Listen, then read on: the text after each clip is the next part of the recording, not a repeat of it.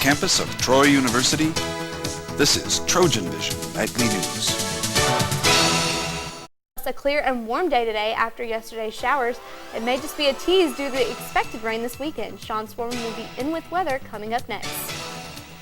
The residents of Troy can see clearly now that yesterday's rain is gone, but will tomorrow also be a bright, sunshiny day?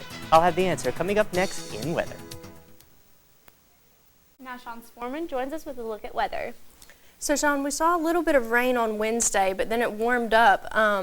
Can we see any more rain coming this weekend, or is the weather going to stay nice like it is right now? Well, we have this nice day here, but it looks like we're keeping an eye on another system that could bring another round of showers and thunderstorms Friday night and possibly also affect the weather, unfortunately, on Valentine's Day. But let's take a look outside right now. As Melissa said, it's a really nice day out there. We do have some low clouds hanging around out there as you take a look across the campus of Troy University, but skies are mostly clear across the area and really across the entire state.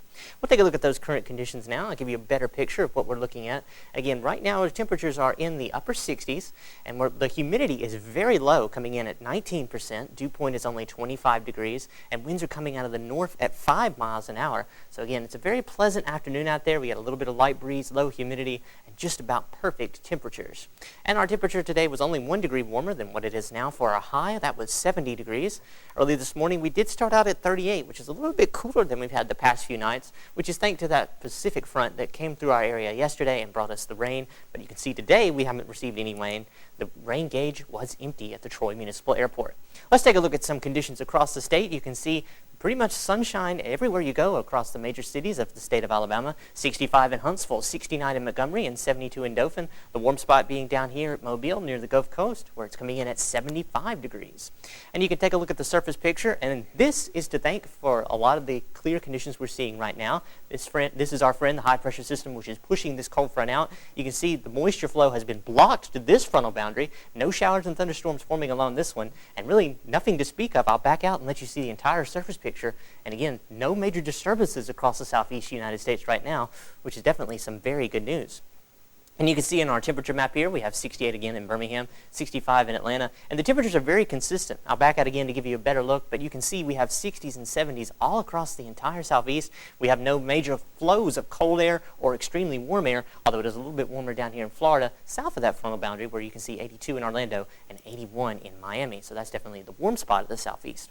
Now this high pressure is not only affecting the southeast, but it's affecting all the way up through the Ohio Valley and the Midwest as well. There's a little bit of disturbance here in Texas around the places such as Amarillo, Texas there, but again, light rain only. The major storm system here is up here in the northeast. You can see these tightly packed lines or isobars, which are lines of equal pressure.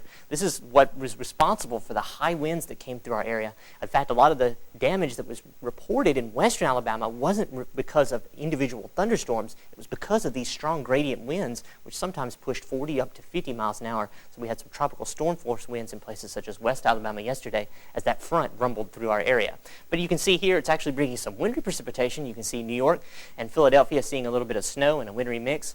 And out toward the west, we do have another Pacific front, and this will come barreling through the southeast and bring us the chances of rain, especially looking at tomorrow night. Now, across the entire country, you can see the temperatures, again, fairly uniform. The jet stream is right about here, and you can pretty much see that on our temperature map. We have 60s and 70s to the south and 30s and 40s up to the north. Cool spot, of course, one of the favorites for cold weather, Minot, North Dakota, coming in at a chilly 14 degrees. So you can see cold air is still present. We haven't ended winter yet. And taking a look at some of the long-range trends, the southeast may see another burst of cold air coming up here in the next week or two. But we're not going to see that anytime soon. But what we will see for Friday is a chance of rain. We're going to see this disturbance again sweep through here, bringing in some of that rich Gulf moisture. Louisiana and Texas will see some of the heaviest rain come tomorrow.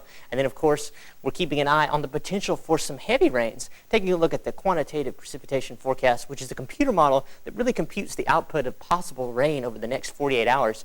You can see here the hot spot is really around here, Troy. We could see up to an inch, maybe an inch and a half of rain. So it's definitely something to keep an eye on. And we're also keeping an eye for a chance of an isolated thunderstorm or two, but thankfully the instability levels are marginal, which means the chance of severe weather is thankfully very minimal. Now take a look at your forecast for Valentine's Day. Unfortunately, you're not going to completely fall in love with the forecast for that day. We are maintaining a chance of showers and thunderstorms, basically about 40%, especially in the morning hours.